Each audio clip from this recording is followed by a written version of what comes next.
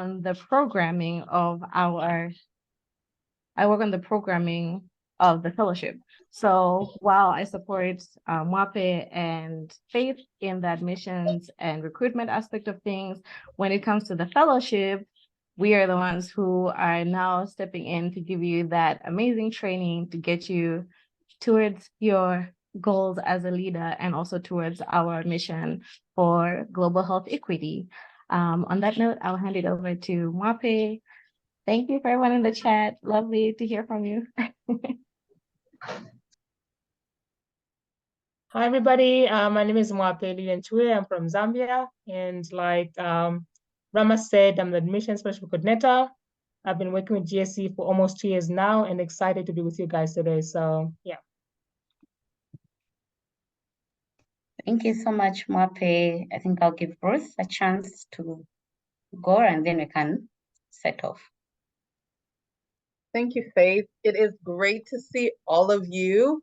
And I'm really excited to share or to really listen because the team is going to be sharing. You're going to hear from our alums. You're going to hear from our fellows. You have heard from Faith and MWAPE and Rama, who are going to be supporting you during this session. So really, really excited to share about the program, to answer any of the questions that you might have, and to support your application to our fellowship program. You're all very welcome. Over to you, Faith. Thank you so much, Ruth. So before we get right into it, I wanted to give some guidelines that we're going to follow during our session. I'm going to kindly ask that if you're not a panelist or if you're not talking, you to switch off your video. We shall give the chance to the panelists and myself to actually be on video so that you can know who is actually talking and addressing us. If you have any questions, kindly post them in the chat and let the questions be directed at everyone, and they will be answered either in the Q&A session that we'll have at the end of the session, or we shall actually answer them as we go forward. So please post all the questions in the chat. Don't post them directly to me, so that we don't have repetitions of questions being asked once we've answered them. I'm going to ask if you're not talking to kindly mute your mics so that we avoid the background noise and the background noise. Yes, so those are the simple rules that we have and guidelines that you're going to follow as our session is going on. And to start off, I'm going to give us a brief overview of GHC and our fellowship program, what you're going to take away from this session as we're moving forward. So for the next 1 hour, I want you to engage with me. Kindly ask questions where you don't understand. Kindly post questions in the chat, and they'll be answered. Or you can actually also go if you feel like some of the questions aren't answered clearly. We have a FAQ page that links will be posted in the chat, and you can check them out. People kindly mute your mic.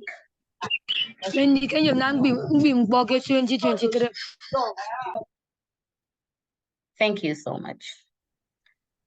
All right.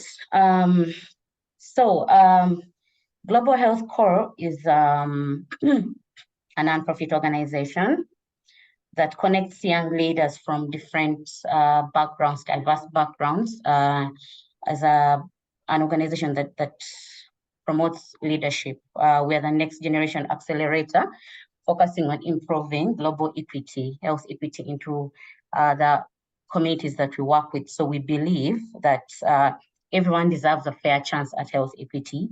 So as Global Health Corp, our mission, our vision is to actually put leaders into these communities as they work in the front line or the back end and the back line to actually promote health equity. And most cases, most of us think when you talk about health, it's all about the doctors, the nurses, maybe the clinical officers, but we have people in the background that work so hard For example, we have HR officers. If you're in an organization, you definitely need someone who's going to work from people and culture. If you have, let's say you're in an organization that has procurement, you're going to need someone who's going to work in supply chain. You're going to need someone who's going to maybe work, even have office attendants. So we promote this generational leadership into the front line, into this organization, to work with our organizations, to work with our communities, and we give chance to young leaders to actually showcase and focus and show us what they can do in the world that we are living. So our focus is more on the non-traditional players, like I said, in the health space. And we are based as Global Health in 4 countries. Our 4 major countries, they have Malawi, Uganda, Rwanda, and Zambia. However, as of last year, we diverged and moved across sub-Saharan Africa, and are recruiting from over 10 countries. And some of the countries that we are in, we have Liberia, Burundi, Kenya, Tanzania, Malawi, we have Zimbabwe. So we recruit from a cohort, a massive cohort internationally. And these are the applicants, these are the prospective candidates that we want to place in different countries. So if you're a person who's coming from South Africa, you have a chance to come and actually be placed. You can work in Uganda under any of the placement organizations that we have. If you're placed in Malawi, if you're based in Malawi, you can work in Zimbabwe under any organization that we have there that is part of our placement organizations. So we have candidates who are dual citizenship. You also stand a chance. You can you can apply for roles that are actually applicable to all the countries that you're dual citizen with. So as Global Health Corp, we don't discriminate. We invite everyone to actually be part of this journey that we're with, to be part of the future generation leaders that we are supporting, that we're fronting, that we want to showcase the world that, that the generation that you're living is the new generation leaders that we want GHC to promote. As Global Health Corp, we have what we call co-fellow system. Once you're placed in a country, you're given a role. Let's say you come to Uganda, you're going to be placed with a co-fellow. So if you are a national of Uganda or you're a national of Malawi, you'll be given another co-fellow to actually help you move forward in the system, in your placement, in your period as in your fellowship period. And once that, and as you're being placed as a co-fellow, you also have support from the country teams. You have support from the alumni. You have support from people who work as GHC. We have the partners in the organization are going to actually be supporting you. So there is that support that we give to everyone, that we give to the fellows that are successful as our candidates. And once that fellowship has run its course and you finished your 12 months fellowship, you're going to join a vast community of alums. We have over 1,200 alums, and there's networking in that community. There is support in that community that you know where you're going to start from once your fellowship has ended with GHC, but you're going to join now alums who are leaders in their different specs in the world, who are doing great things where they are, who are successful, who are fronting the leadership that actually they gained and the experience that they got from GHC as leaders. So to cut it short, that is briefly what GHC is and what African Fellowship is all about. And to move on at this point, I'm going to invite the panelists to give a brief introduction about themselves, their name, their fellowship here, the organization they are in, the country, and what they are currently doing. So I'm going to pick randomly, and I'll go with Hanif. Kindly go first. Hi. Thank you so much, Faith. Hi, everyone. Good to see you all. Good to have you all. My name is Hanif. Hi. I was a GHC fellow in 2020-2021, placed at Elizabeth Glaser Pediatric AIDS Foundation. Currently, I joined GHC as a staff also I went as an impact and training manager supporting African program as well as the US program. I'm looking forward to all of you on this call and even beyond this. So thank you so much. Back to you, Faith. Thank you so much. Cynthia, kindly mute. Thank you so much, Cynthia. Thank you so much, Annie, for that intro. I'm going to move on to Caroline. Caroline, kindly give a brief Hi, intro about everyone. yourself. Sorry about my voice. I hope you can hear me. My name is Caroline Achola. I was a fellow in 2018-2019, placed at Days for Girls as a programs officer. I am currently working with SEMA as the operations lead. I'm excited to be here and interact and share my own experience from GHC. Glad to be here. Thank you so much, Caroline. Keshina. Hi, everybody. I'm so happy to be here. My name is Nalishebo Kashina, and I'm from Zambia. I'm a 2022-2023 fellow. Yeah, I'm now an alum, like Hanif and Caroline. I was placed at NAUSPA, that's the National Organization for Women in Sport, Physical Activity and Recreation. And currently I'm with Bookworld Zambia, where I manage their social media because I'm passionate about communication. Otherwise, I'm happy to be here. Thank you all. And finally, can we have Ketema? Yes. Hi, everyone. My name is Ketema. Currently, I'm a current fellow, which means a 2023-2024 fellow. My placement organization is Last Mile Health in Malawi, country office.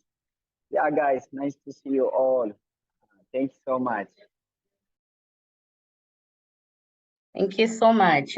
So as you can see, we actually have alums and a current fellow on our panel. So you can get to ask as many questions as you want. You can get to ask their experience, what they're gaining. Ketema is our current fellow right now. And it's good to know that, you know, he's here. He's very excited to be part of the team. He's very excited to talk through his experience, what he's going through right now, what you aspire to become as a fellow next year. So Ketema is actually living it right now. So you're going to get to hear his excitement, his experience, how he's finding the fellowship so far, the support he's getting. And I'm so glad that he's part of our team. And you can see also have alums who have been with us. We had Nalishebo was with us in 2022. Hanif currently is working with GHC, which is a great thing. So it is a great experience, and you know that there's, you know, future opportunities out there. You can actually succeed if you're a successful candidate. So to cut right to the chase, I don't want to waste time. We have only an hour and quite a lot on our schedule. I want to invite the panelists to talk about their experiences.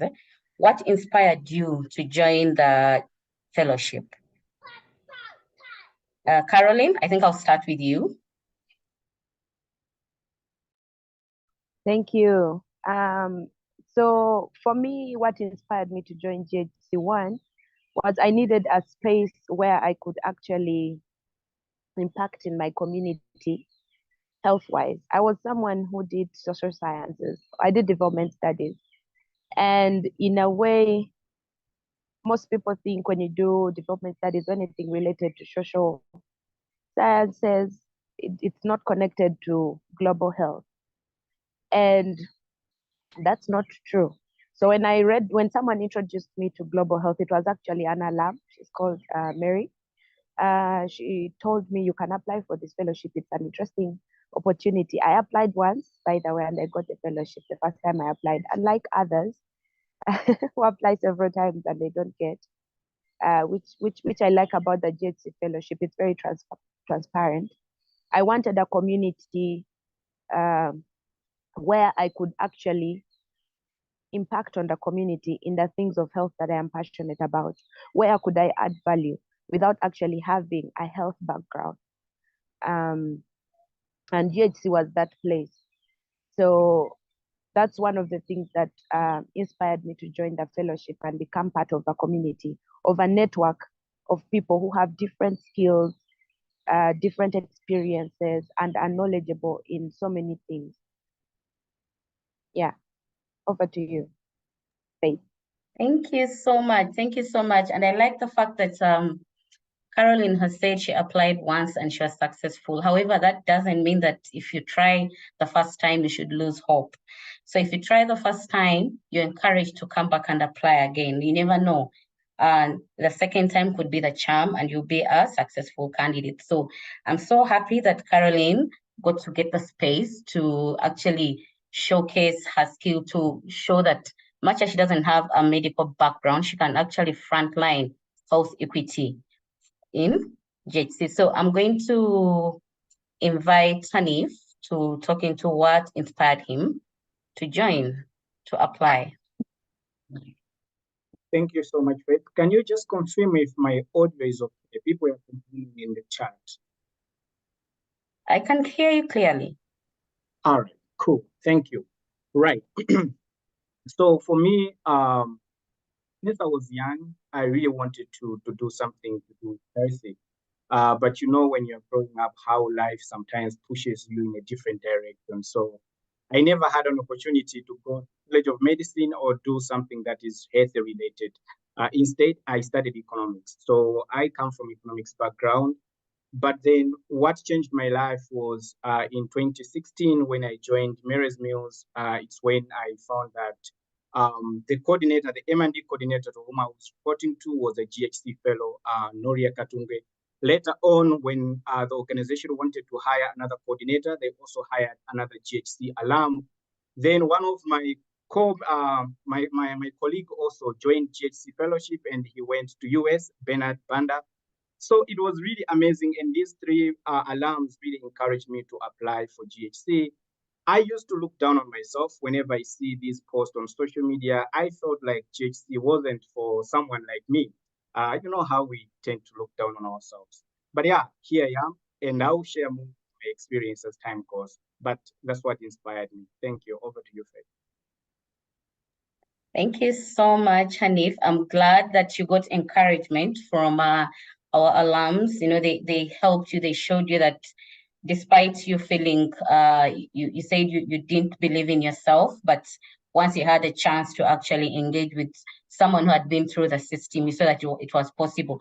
And I want us to take up, to pick a leaf and maybe take something from this, that you can speak to someone who has been through the process and they can help you, they can guide you through, how do I go through this entire process? Even if I haven't gotten it the first time around, will I be successful? And you never know, you can be a successful candidate. And I pray that as you're out there applying, as you're out there being a prospective client and prospective applicant, you too can get the chance that Hanif got, and he was a successful client. I'm going to go to Nalishebo to come and give us her input as well. All right, thank you so much, Faith. So for me, it's mainly, I really wanted to be part of a network that works towards creating impact in their community. Having been somebody that did sociology, being part of GHC was always something that I always wanted. So to all applicants, joining the GHC community is something that you should be intentional about, because I did apply actually 3 times. And then the third time, that's when I actually made it. So you don't have to give up or anything. Being part of GHC is something that really transformed me, and it is something that that I hoped for before. So being part of GHC is something that I wished for, I should say. Yeah, I really admired the alums, the impact they created in Zambia, seeing how much they are working for different organizations towards promoting health, because health, the word health is, or let me say, health is a very dynamic part of life, and it's applicable in each and every institution that you are found in. So I wanted to be part of those soldiers, the frontline people that actually promote health equity in all places. Yeah, thank you. Oh, wow. That time was the charm. I'm so glad. I'm so happy. So like, you see, like I said, So it doesn't have to happen once. So you can try as many times as possible, and you keep believing, and you find out, what did I do wrong? Maybe there's something I didn't do wrong, and you go back and read through our page. What do they want to be a successful candidate? So maybe there's something that you didn't do right, and the next time that you try and you do it well, you actually be successful. Last but not least, we have Ketema. All right, thank you so much. Yeah, so I can add something about what motivated me to join this Global Health Purpose Fellowship is like, yeah, I was like in the health background, like in the public health, but for the long time I was looking to have like a long-term leadership and development program, like to enrich my skills, knowledge, especially in something like different culture, context, and different scenario of my country. So when I was looking for the first time the JHC website, yeah, it says like the program is staying for a long time. There is a diversified culture and a diversified age group, which is less than 30, despite is less than 30, something like that. So when I was looking my long-term aspiration, especially to work on the global health on the front lines, this global health, I found this global health is the right place for me to grow and also to contribute my leadership skills by placing me in the high impact organization. So when I was looking at the website, there is a conferencing, leadership training and networking opportunities with a diverse cohort of global health fellow that further appeals to me to apply for this program. Yeah, I can say this. Thanks so much.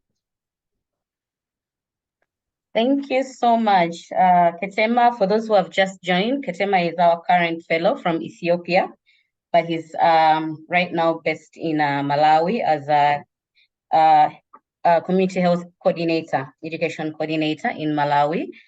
And I'm glad that you got the chance to work with a diverse team. And as I said, JHC, we work with a diverse team. We don't discriminate.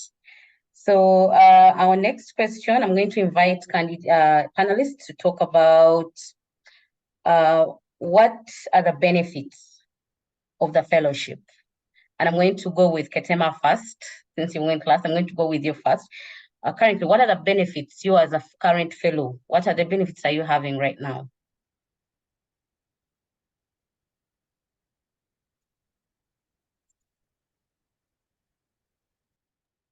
Thank you so much for giving me another chance. Yeah, I don't want to this all the participants to miss this golden opportunity, because within 6 months I have like an opportunity to have the training and the retreats, especially during the beginning of the fellowship. There was like a kick off because JHC doesn't just throw us into the field. They equipped us for success. So the training institute is like designed to prepare each new cohort for challenging, inspiring, and productive year. And also, I have an opportunity to participate in the cohort project, which is the most outstanding features for me has been this cohort project, which is a collaborative initiative that allows fellows to work together on the meaningful project. And also, I could have a check-in series, which is a structured conversation throughout the JHC fellow check-in series connects, fostering the communication between supervisor and fellows throughout the fellowship stay. And also there are different stretch projects, especially I want to mention about the opportunity to have like a route-wise mentorship, which is a valuable component, offering especially a private one-to-one coaching session. And also there is a community mentorship, which goes beyond individual mentorship with the inclusion of the community mentorship. This aspect has been like particularly enriching as it provides a broader network of support and guidance within the GHC community. And I have an opportunity to use a professional development fund, which is instrumental in supporting my pursuit of further study to my professional development. There is one unique feature for this fellowship, which is the staff support, especially your country team. For example, for me, my Malawi country team serves as a primary point of contact throughout the fellowship years. Yeah, this JHC strikes a balance between helping us navigate the challenge and, more importantly, build our resilience, flexibility, and problem-solving skills. So, in conclusion, I can say Global S4 Fellowship is like a holistic journey filled with a diverse avenue for growing and learning. Yeah, I'm very grateful for this opportunity and can't wait to see the positive impact we can collectively make in the field of global health. Thank you so much. Oh, wow. Very, very interesting. I'm happy to hear that. I'm happy to hear that, especially the development and professional development that you're having. I'm very happy to hear that. I'm going to move on to Hanif. Thank you so much. Katema did not mention that now he can speak fluent Chichewa. He didn't mention that. Great.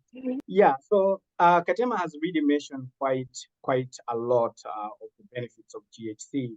I can highlight a lot of them up to the end of this meeting, but briefly, we have a lot of networking. So we have Faith mentioned earlier on to say our community is 1,200 plus. So you tend to connect with people from different countries in Africa, as well as also we have the fellowship going on in the US. And we have our alums scattered across 35 countries in the world and speaking different languages, which is a very huge thing. And more to that, I also shared today.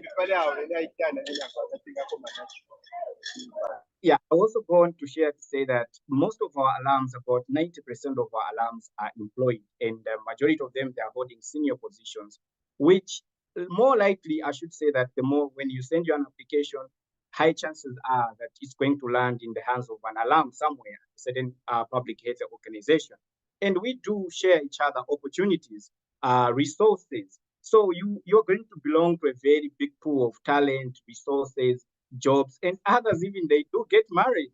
I shouldn't ignore that. So there's really a lot of benefits. In addition to that, there is traveling. You tend to travel a lot across the country and also maybe outside the country. That is being sponsored by the GHC. At the end of the program, there is the reward, what we call it professional development fund, and as well as a reward at the end of the program, which you can be able to use to take short courses or maybe to buy a software that is beneficial to your growth. So there's really a lot of what you can benefit from the GHC. I should stop here.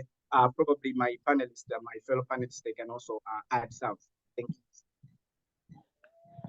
Thank you so much, Hanif. I'm going to pass it on to Caroline. Yes, I just want to add on what Hanif said about traveling. So if you're someone who loves traveling, GHC would give you that opportunity, of course, through your placement organization. That's one opportunity I loved about GHC, that I was going to travel. And two, the development opportunity that I could take a course and it was fully paid for by GHC. And I would get an opportunity to talk to different mentors who are at different capacities. They are doing different work with different experience. And the fact that we had an advisory, it's called the advisory, I think they're like mentors, but they're advisors on a higher level end. These are people like the Minister of Health. I remember during my time we had, there was Agnes, I think, from Rwanda. She was the Minister of Health at that time. So we would really rub shoulders with big people, and that was really amazing. And we had access to them, like you would visit them or call them, and they would help you build your capacity and connect you to places where you would really have difficulties reaching, and you would easily achieve your targets because you had these connections and a support system to really take you through the fellowship. And the fact that we were very many people in our cohort, we were about 34, I think, during our time. We all knew each other. So you had a support system. You had people to rely on, people to guide you in different capacities, whether it's monitoring and evaluation, it is programming, it is software, it is engineering, anything that you needed, you didn't have to look for it elsewhere. It was within your reach. And those are some of the advantages, opportunities that you get in the JHC Fellowship. Over to you, Faith. Thank you so much. Thank you so much. Nalishebo? Thank you so much, Faith. So I don't know if my panelists have mentioned this, but I didn't hear anything. So there's a stipend that you get paid. That's very, very helpful. Yeah, the stipend that you receive is very, very helpful. And then for me, my key takeaways, like very much from the JHC Fellowship, can be the Professional Development Fund, because previously I doubted, I was like, am I going to be accepted without a master's? Because people have master's degrees, some of them that apply, but through the fellowship, I was, sorry. Why? Yeah. Yeah, so through the fellowship, I was supported and I was able to start my master's, actually, my master's in communication, which is a line that I'm passionate about. And also, like Katema and Hanif mentioned, the Rootwise mentorship, it's like really, really perfect. At times life gets really burdening, but then when you go for those Rootwise sessions, it helps out. It helps you breathe and it helps you just have a refreshed mind. Yeah. And traveling as well. I think my fellow panelists have exhausted everything that I wanted to say. Yeah. So these are some of the opportunities. And lastly, also being part of JHC will enable you to be in rooms that you wouldn't easily find yourself in. And people tend to actually respect your word because you are more of really, really qualified and able to carry on certain tasks that you wouldn't have done before joining the fellowship. So my time as a fellow, I really rubbed shoulders with great people, like Caroline said. And so this is really an opportunity for you to like be a hero of yourself, right? Yeah, thank you. And on that note, I wanted to talk into rubbing shoulders. Thank you. That's what you call networking. These people you rub shoulders with are people you're going to actually network with as you move away from JHC. That person that you go to when you need someone to give you maybe professional advice or to point you in the direction that you want to go. I also wanted to add on, when you become a JHC fellow, we have health insurance that we provide to all our fellows, and this is paid for by JHC. If you're traveling anywhere, whether it's in country or outside of the country, this travel is facilitated by JHC. So that is also part of the benefit that we give. Nalishebo mentioned about the living stipend. Most of the fellows that are placed outside their mother countries, let's say you're an international fellow and you're placed in Zambia, you'll be given a living stipend to help you during your stay and during your fellowship. We have housing allowance, so you're not going to suffer that. I have nowhere to sleep. What am I going to do? How am I going to handle? I'm going to a new country. So we work on your visas and your work permit. So there's so many other benefits that we have as JHC. And it's one of the reasons I want us to take pride and actually know that once I have become a fellow, I'm going to be looked after. We have mentorship programs. Once you're done throughout our fellowship, once you're done the fellowship, there's that mentorship that you keep getting, you network, you can still keep in touch with the country teams and you get support. We have a fellow who recently opened up an organization and they are crediting that to their time as a fellow in JHC. So there's so many benefits, and I really, really, really want us to take away this as we're going to sit down and put in our applications that these are some of the benefits that we're going to be receiving. So our next question that I would like to ask the panelists, can you share some of the highlights of your experience so far? Nalishebo, I'll start with you. The highlights of my fellowship, they are quite plenty, but because of time, I'll tend to summarize them. So I'll start by, during my time as a fellow, I was able to organize one of the country's biggest sports festivals. That was really huge for me.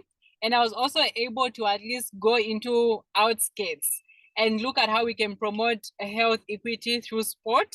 That was also part of the highlights that we could do, and also just increase the visibility of the organization that I was placed at. I was able to at least develop a proper communication system that the organization can adopt and later on have its work, the work being done known to the funders and the members in Zambia. So I think that those are among the highlights that I can spotlight right now. Thank you, thank you. Ketema, being a current fellow, what are the highlights that you have right now?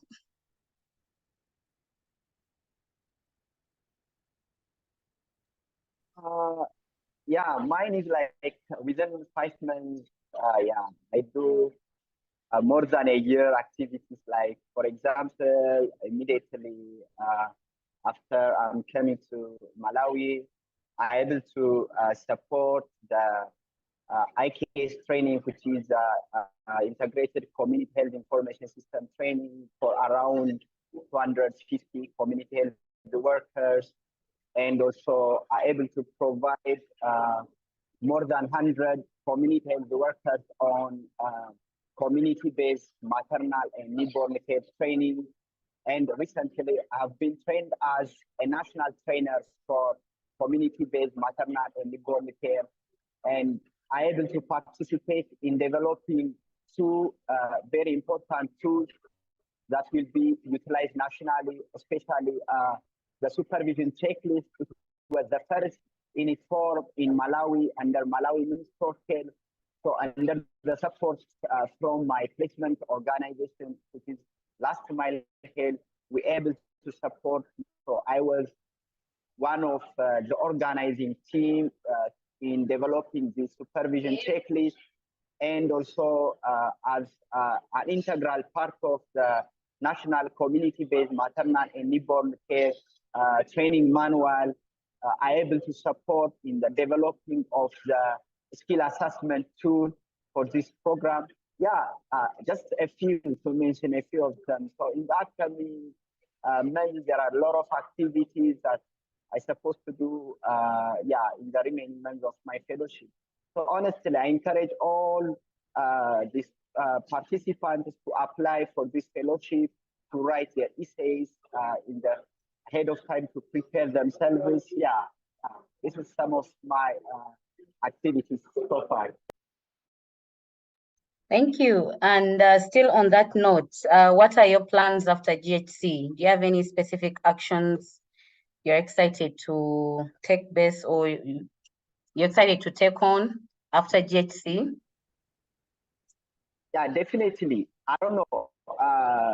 Some of the participants may know me in the LinkedIn website. Yeah, after the completion of my fellowship, like, I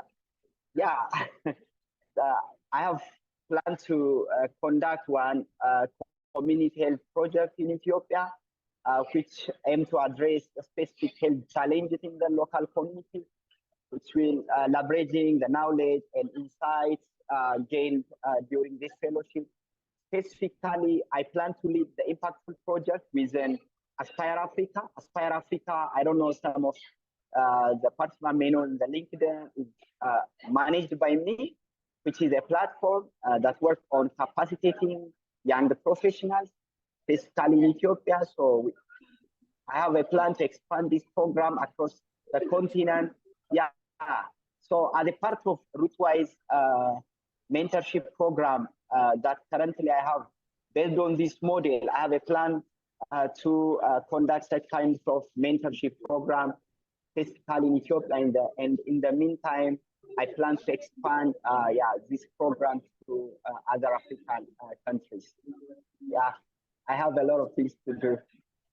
Oh, I'm very excited for you. I'm very, very excited for you. And I hope you take advantage of our alum community to actually help you push most of these very, very great initiatives and plans that you have.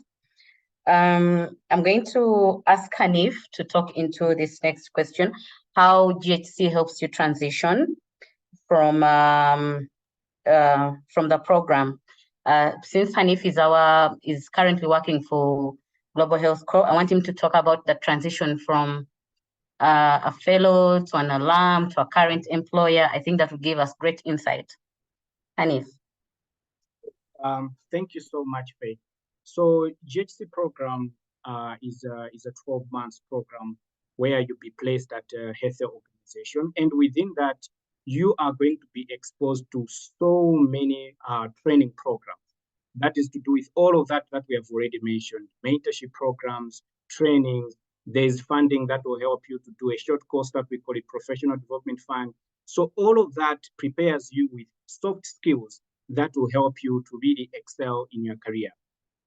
And again, you are also connected to a very big network. You are introduced to different people, to alums. You join alums already. You start building this relationship with different alums within the country, again, even outside the country. So all of this is all about preparing you into the next life, that's after fellowship. So after that, we also talked about the award that you get at the end of the fellowship. So that award also helps you to sort of like cover some cost while you are looking for a job. So let me emphasize a little bit here. Once you finish your 12 months program with GHC, there are chances that the placement organization that you're working at can retain you at the same. We have seen this with about 80% of our fellows being retained at their placement organization. Again, if you are not lucky, like myself, I wasn't retained at my placement organization, but within a month, I was able to land another job with a health organization that is called Management Sciences for Health. Some of you that are in Malawi or Nigeria, you are quite familiar with that organization. And from the feedback from our supervisors, about 93% for over 5 years, they have been saying that if they had all the chances, all the opportunities, they would have been hired the fellows that were placed at their placement organization. So you can see chances are really quite a lot. Again, we don't leave you with such. We do also train you how you can communicate, how you can prepare for interviews, how you can be able to respond to interviews, how you can search for jobs. You have advisors, you have mentors, and all of that. And again, once you move from there, then we introduce you to the alumni program, whereby with alumni program, I think something is happening with the video.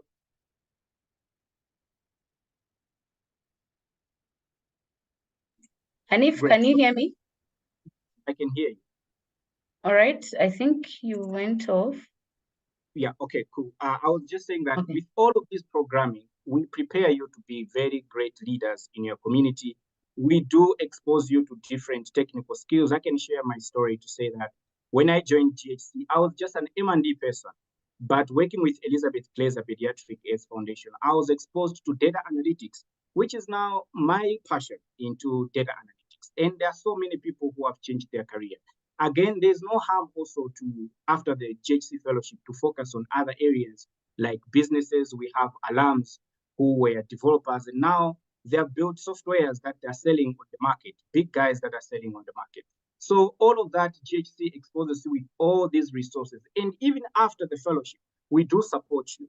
We have so many resources that are available, and I'll be able to explain in the next time.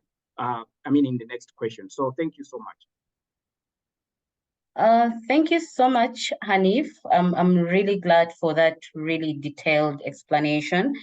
And I've noticed in the chat there are some questions that are around eligibility, I think skills. So some of these are going to talk about them as we go on. So if some of your questions around that, kindly be patient. We are moving on to the session that you're going to be discussing that, and some of the questions are going to be answered. So my next question is going to go to Nalishebo. What are the qualifications or eligibility of the fellowship? That's like my favorite part of GHC. Like whenever it comes to the fellowship, eligibility, I love it. So firstly, you have to be 30 years of age or younger, number one. And secondly, you must hold a bachelor's or undergraduate university degree. That's the second qualification. And then thirdly, you have to be fluent in English. And then the last one is that you have to be a citizen of either Burundi, Rwanda, Ethiopia, Ghana, Kenya, Liberia, Malawi, Nigeria, Rwanda, oh, I mentioned Rwanda, South Africa, Tanzania, Uganda, Zambia, or Zimbabwe. So those are the countries that you're supposed to be from. Yes. I hope I was audible and clear enough, especially on the age aspect and also the paper that. Thank you so much. And yes, there are some questions in the chat around that. Is this fellowship meant for only people 30 years and below? Yes, you have to be 30 years by the time the fellowship starts. So if you're above 30, you won't be given a chance to be part of our fellows. And some questions were, Nalishebo mentioned a question around being a graduate. I saw a question around, I'm yet to graduate, I'm due to graduate, can I be a fellow? Yes, you can. However, by the time you become a fellow, by the time you're given that confirmation letter that you've become our fellow, you should have graduated.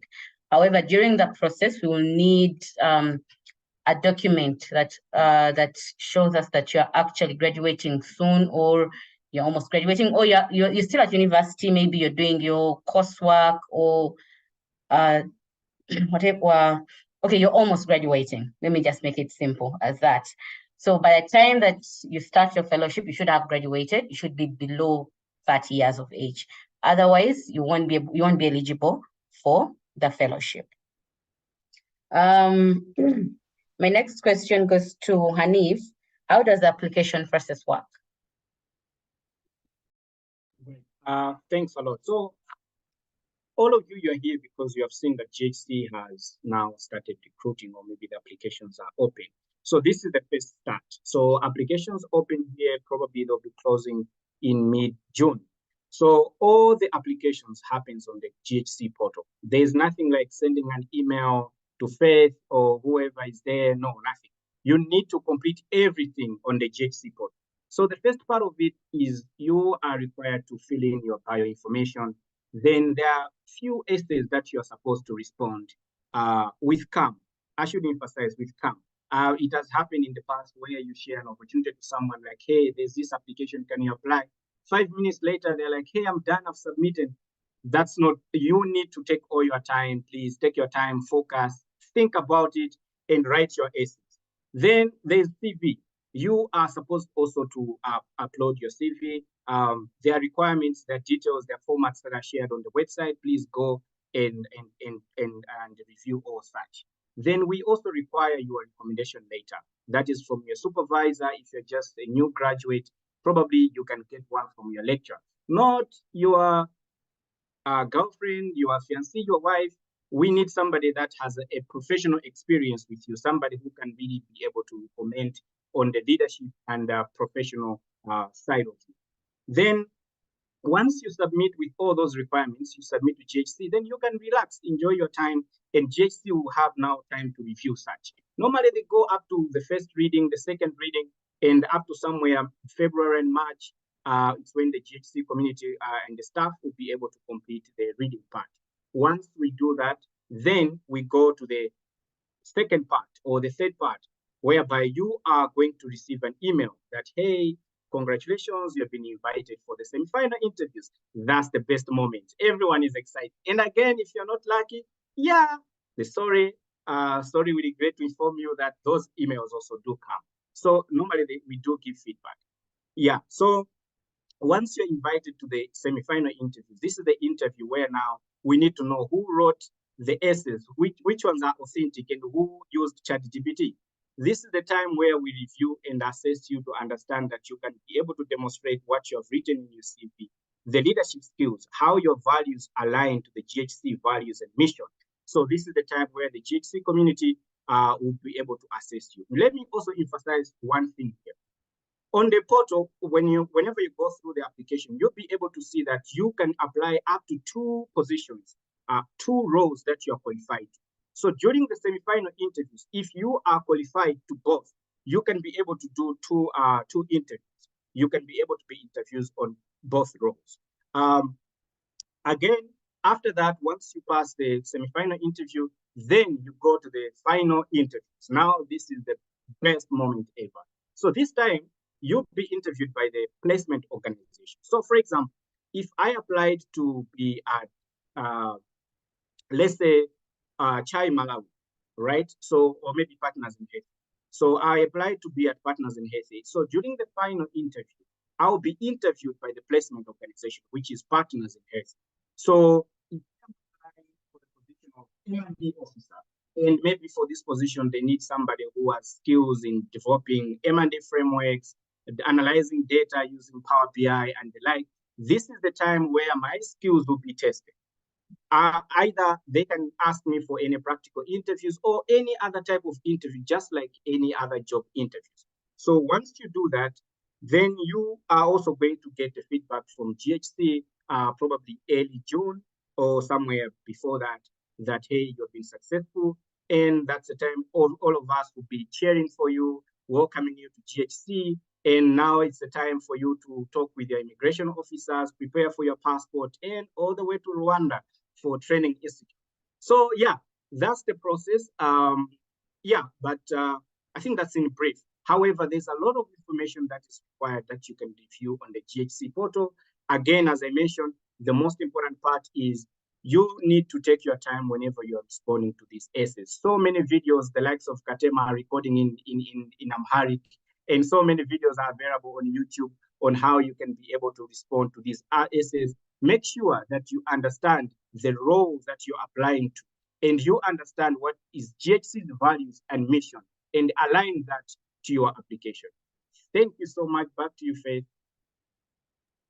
Thank you so much for that elaborate and dynamic explanation of the process. I'm not even going to add on all of anything.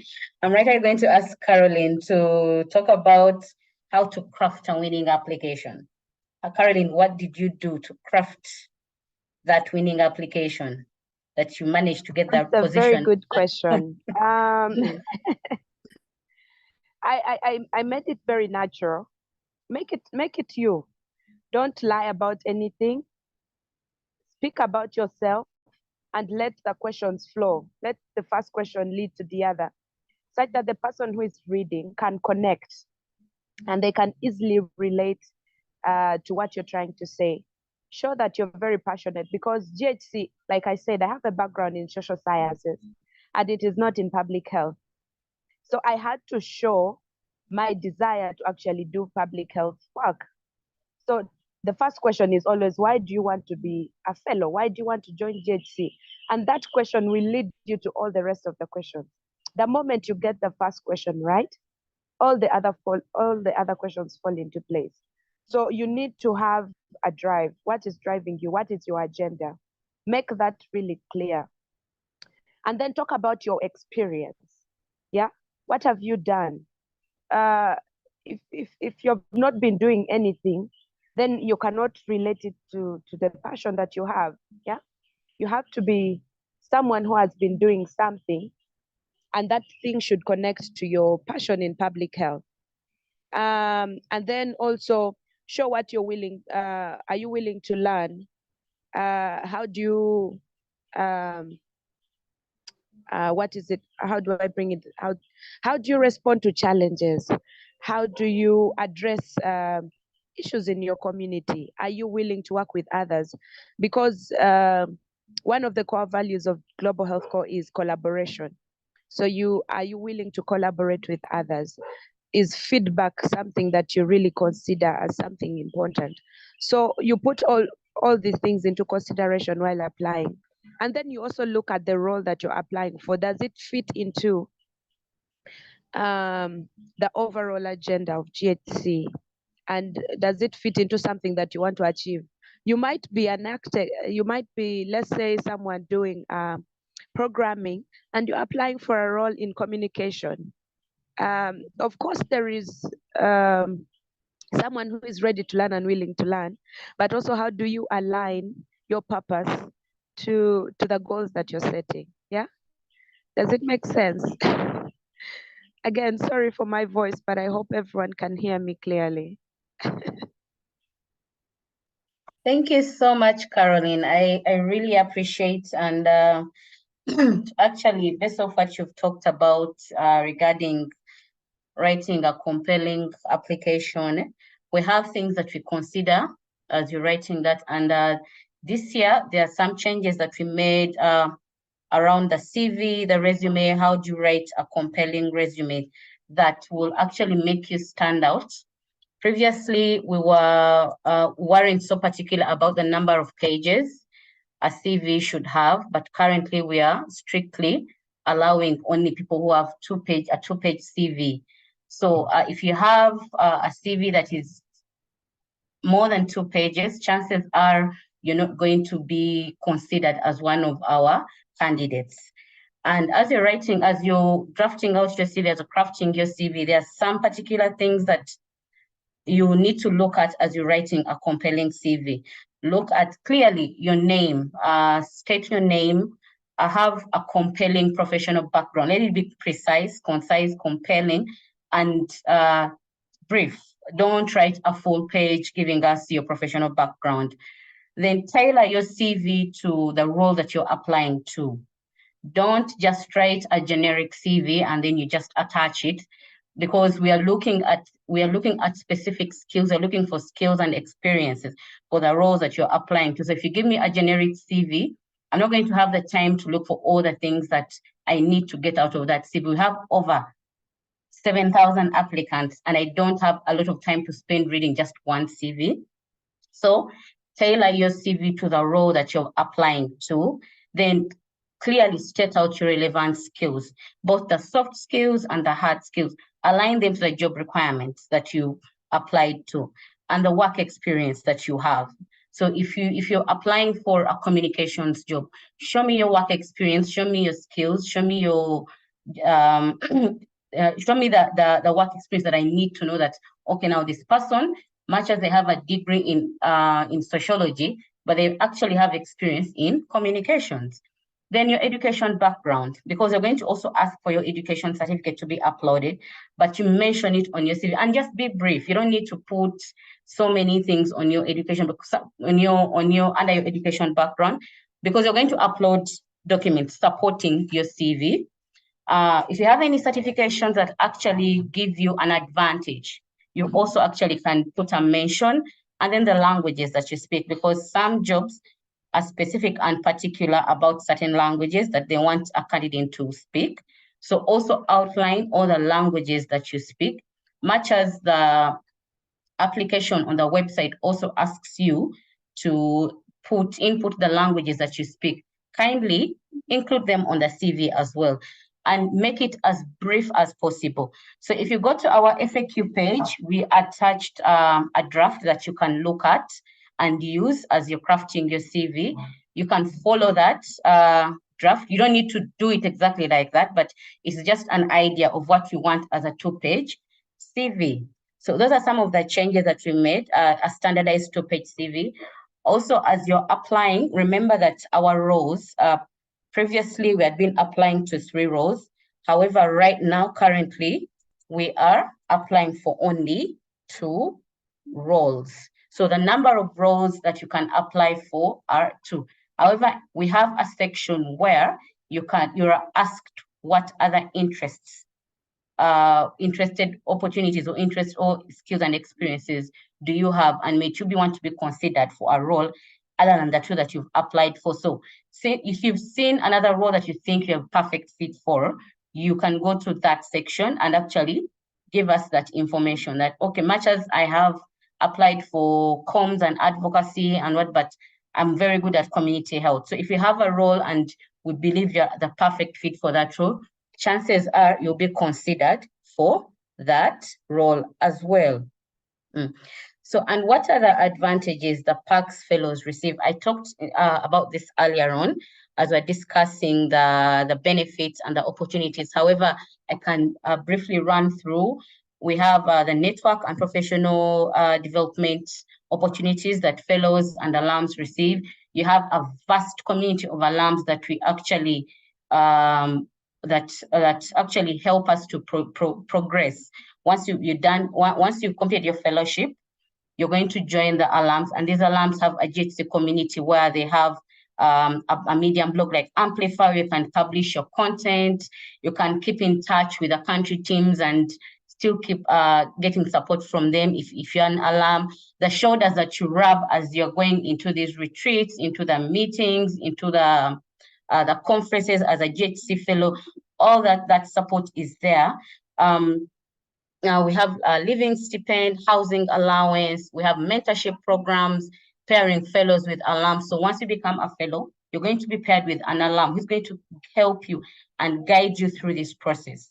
And also, as you're placed at an organization, we have supervisors that actually are going to come, and supervisors that help supervise you and help you go through the process. The country teams that do regular site visits to wherever you're placed, so you're not left to drown alone.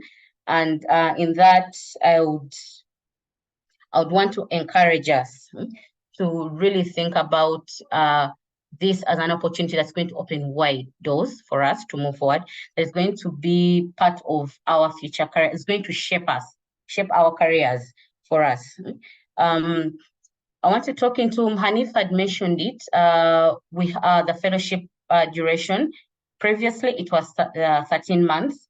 Currently, we are running it at 12 months. So if you're placed from, let's say, for instance, if you're placed from July, you run for 12 months, and then the fellowship will end. And once that has ended, the duration, you're going to get a completion award. A completion award, and that award is to help you on your professional career as you're starting out on your next steps. And Elishebo mentioned that she actually went and started studying her master's after receiving that completion award, which is something that I'm really glad to know that once you've completed, it's something that you use for your benefit, or something that is going to move you forward as a fellow, as an alum. I'm going to look in the chat and see some of the questions. I see if we can answer.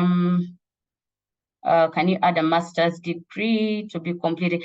If you have a bachelor's degree, you're eligible to apply for any of our roles.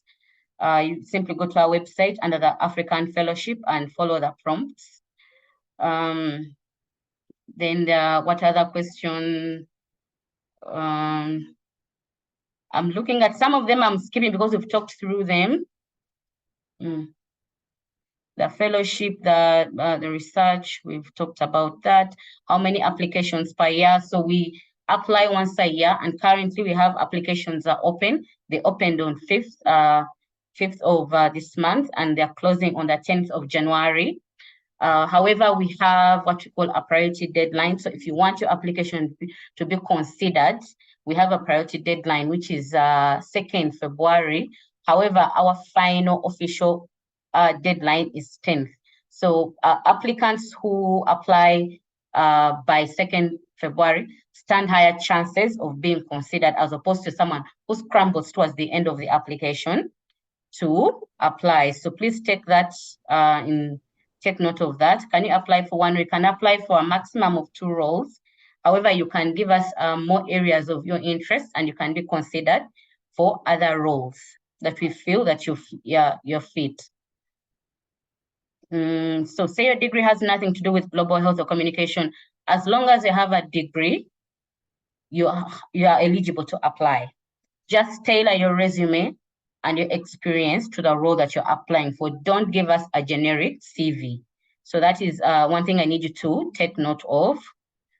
I was trying to apply, but the fellowship role says selection maximum limit, yet I only chose 1 role. Kindly go back and look at, you might have applied and actually submitted twice. because the system, if you submit twice, it will show you that you've actually submitted twice.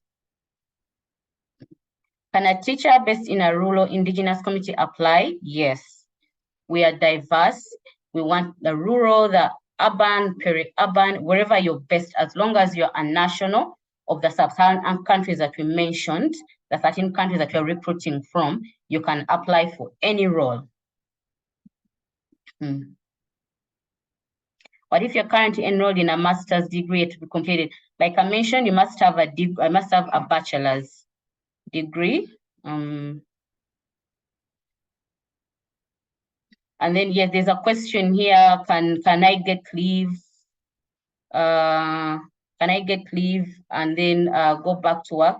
No, the fellowship actually requires you to be fully committed.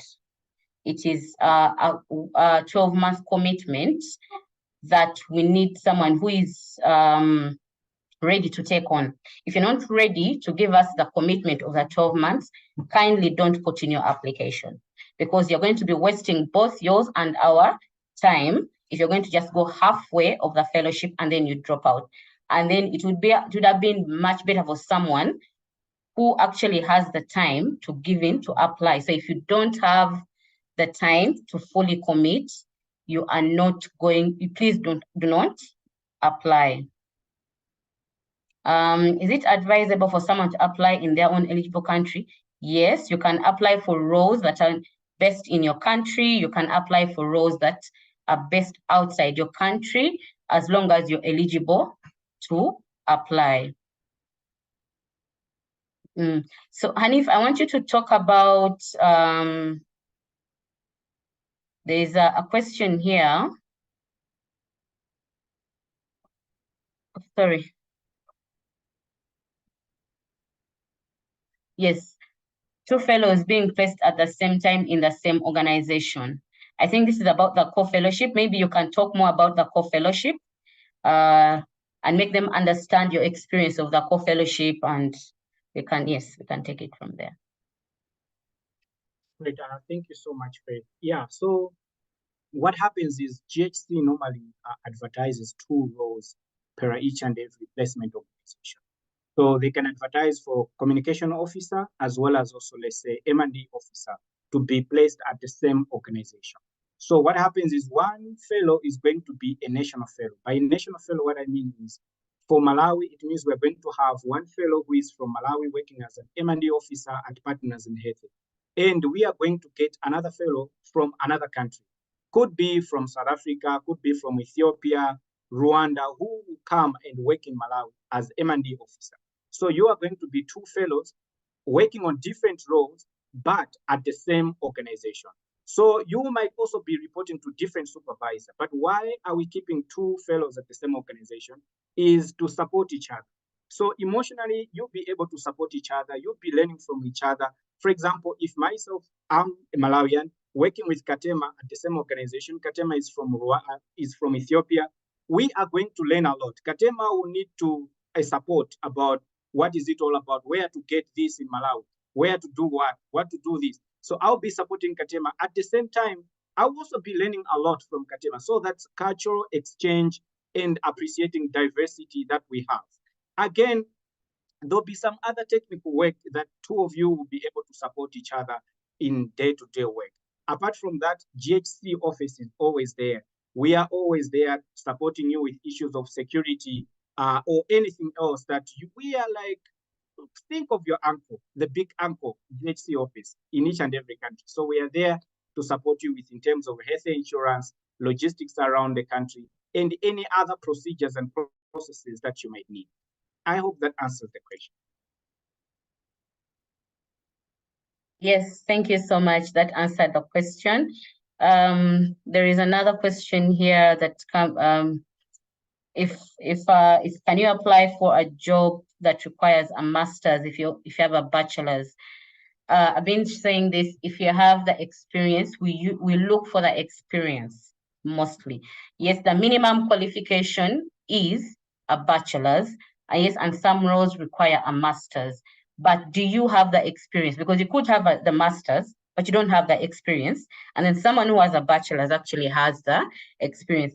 However, I would want to just encourage you, apply, put in your application. Don't get discouraged because you see someone and said, we want a master's. Apply as long as you feel you have the capability, you have the skills, you have the experience that they're looking for. You can apply and try out your luck. I'm going to stay on for some, I think, 10 extra minutes, and we've opened the Q&A session. If you have any questions, please post them in the chat. I've been posting links in our chat, and these links are to help us find out more information regarding the fellowship. I've posted the fellowship program overview. You can click on that link to take you direct to the information that you need to know prior to your application. There is the frequently asked pages, gives most of what you've talked about actually is on the FAQ page. So if you want more information, you feel like you haven't gotten the answers that you need, all these questions are answered, take your time, read through that page, because most of what we've talked about actually right now is on that page. I posted the benefits and logistics link. You can go and read more and familiarize yourself with what you should expect to get once a successful fellow. If you have more questions for us, I'm going to post an email. You can send us an email at any time you feel like you want answers. We are ready to answer. We are ready to reply to these emails. And also to note, we are going to have 2 office hour sessions. For those who have missed this info session, we are going to have an office hour session. The first one is going to be on the 20th of this month, December. So that's going to be next week on Wednesday. We will have our first office hour session, and it's still going to give us the same information. If you have more questions, follow-up questions, links will be sent out, and you'll be encouraged to join, and we'll be on to answer questions that you'll be sending to us, and also be able to guide you through those ones who haven't yet actually done their applications. The next session will be on the 4th of January, as you're nearing the closure of the applications. So as we're nearing that closure, we're going to have another office hour session. It's going to be more or less like this info session. However, we'll be on and we'll be ready to answer and guide you through questions that you may have while you're applying. So I'm welcoming any more information. I've put the links in the chat. Kindly make use of them. Ask questions, go read up on that information that I've said. You can actually go to the GHC website and read up. We have massive information about the alum community, the Amplify page where the alums actually publish their work. So kindly read up on that information. It gives you a very broader picture of what to expect once you become a fellow and what to expect once you have finished your fellowship. So I'm going to invite questions, post in the chat. You can direct them to any fellow, any panelist to answer. If you feel like I haven't answered you properly, you can actually ask any panelist to answer certain questions. However, we are coming to the closure of our session. I'll stay on just in case there are other questions that need answering. And yeah, thank you so much. I appreciate you having us. I appreciate you giving us this time, going through all these questions with us. And I wish you good luck. Brian, yes, you've raised a hand. You can unmute and ask your question.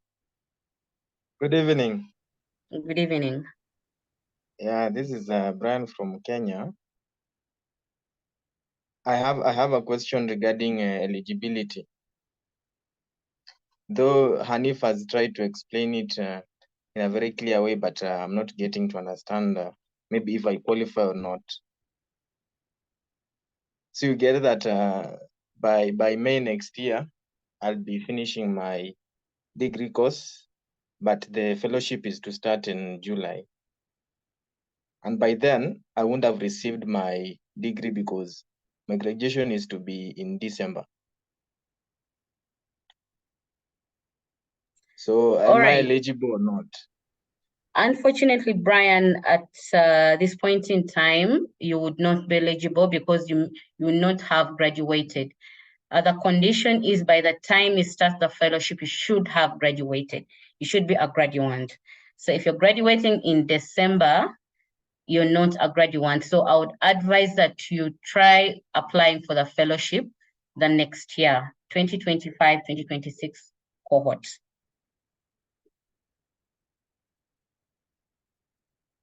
If you look at the FAQs, they're saying that if your graduation is not going to happen by that time, you should have a formal report or a kind of a letter from the institution. Brian, can I just stop you there, Brian? So you'll be completing your program in May, but your graduation will be after the fellowship? Yes. Okay, you can still apply for the fellowship. So the most important thing that you can do is that you can send us a letter from your school to say that your program will be finishing by May, but you'll be graduating in December. So the letter can replace your proof of certificate. Okay, thank you. All right, sure. Okay. All right. Chipirilo, Jenya, you raised your hand. Yes. Good evening. My name is Jenya from Malawi. So I had a question. I was looking at some of the positions from the placement organizations. I saw one they had put, they require a master degree in data analytics or something like that. A bachelor's degree can apply to such kind of a position. Thank you. Like I mentioned earlier, the minimum requirement to be a fellow, you must have a bachelor's degree. However, when you're looking at the roles on the website, there are those required, the requirements that you're supposed to have that have asterisks. I think we should follow that. If they ask that you should have a master's degree, kindly let's follow on to that. However, I'm not saying don't apply, because you should try your luck. You should try your luck. However, we should follow what the job requirement says, that if it has an asterisk and it requires you to have a master's degree, I'm kindly asking you to follow what the job requirement asks. I'm also, this session is going to be put up on YouTube. For those who have missed the session, you can advise friends to go look it up on YouTube, advise friends to join us for the office hours. Like I said, we have one on 20th and 4th of January, 20th December, 4th of January. I want to thank you for the time. I think we are, our time is fast spent. We are actually on borrowed time, and I want to jump off. However, I want to thank you for being with us, giving us this time. I am grateful, and I want to wish you the best of luck. Bye.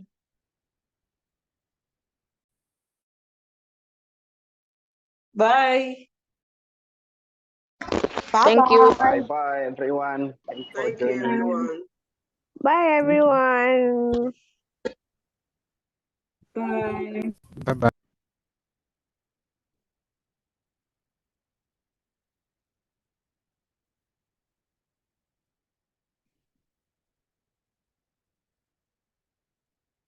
Bye. Hello, good evening. Please kindly share the link with us, maybe via mail, or I don't know how you plan to share the link for the session. Thank you. Yeah, we need the link. Yeah, we'll definitely share the link. You will also have it posted up on the platforms once we upload it on YouTube. So you have it. Make sure you also look out for the advertisement on either Facebook, LinkedIn as well. We'll have it posted there as well. So yeah. Sorry, what platform is that? Is it a WhatsApp platform or a the Twitter GSC page? has a social media platform, so you can search for us on Facebook. We're there. On LinkedIn, we are there. On Instagram, we are there. So once the comms team have it uploaded on YouTube, we'll have it posted there as well. So you can check it. Yeah.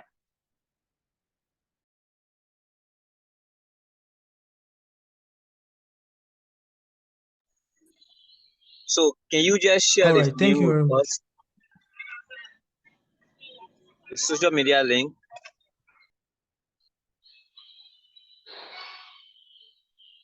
I think you can just search for GSC on LinkedIn, so they will find.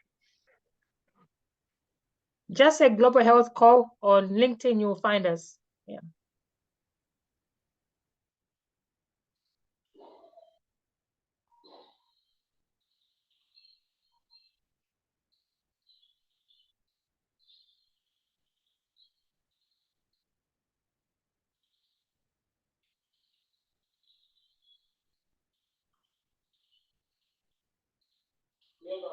Hi.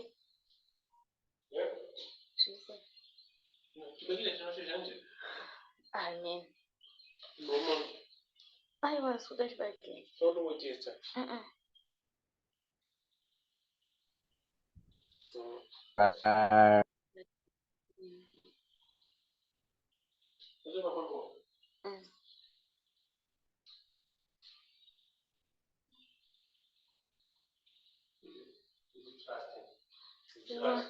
Ngoshidi umbochi kakati.